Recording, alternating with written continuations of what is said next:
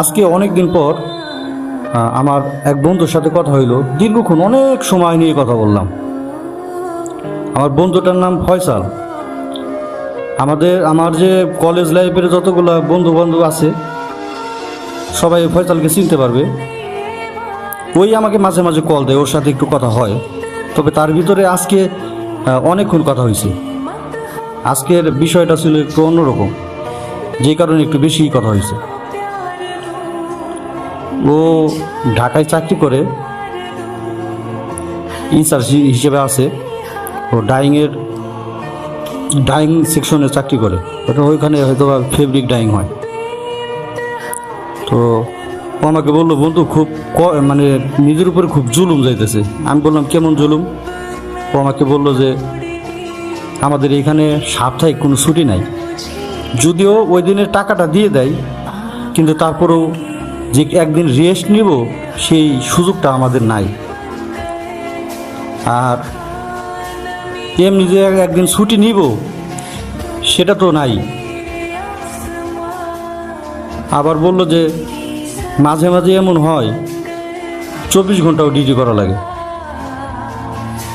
তো নিজের উপর এত জুলুম করে, এত কষ্ট দিয়ে চাকরিটা করে টিকে থাকাটা আমার জন্য খুব কষ্টসাধ্য হয়ে যেতেছে। এর ভিতরে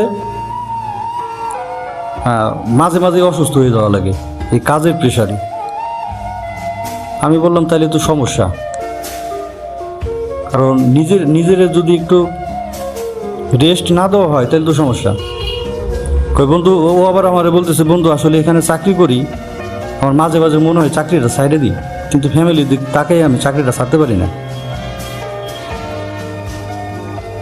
আমি বললাম যে কি করবি, এখন চাকরি তো করাই লাগবে। আমরা সবাই পরিস্থিতির শিকার। এখানে কেউ ধনী হওয়ার জন্য আমরা চাকরি করি না, শুধু বেঁচে থাকার জন্য লড়াই করি, সংগ্রাম করি।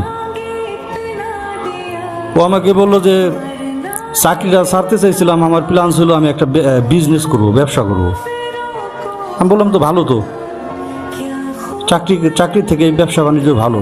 ও বললো, চাকরি ছেড়ে যদি আমি বাড়িতে যাই, আমার ফ্যামিলি থেকে হয়তো আমার সাপোর্ট দেবে, কিন্তু এলাকার মানুষ বলবে যে লেখাপড়া করছোস, এত লেখাপড়া করে তাহলে কি হইল।